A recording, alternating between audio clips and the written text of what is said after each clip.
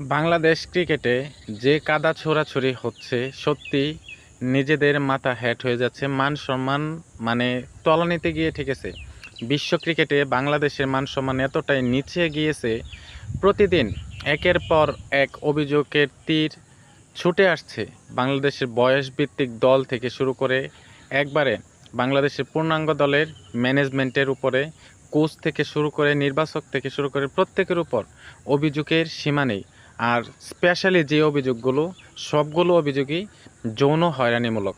বাংলাদেশ নারী ক্রিকেট দলে যে যাচ্ছে তা অবস্থা, যে বাজে বাজে যে মন্তব্য আসছে, যে অভিযোগ আসছে, সত্যি অকল্পনীয়। এগুলো কল্পনা করা যায় না, কল্পনা করার মতো নয়।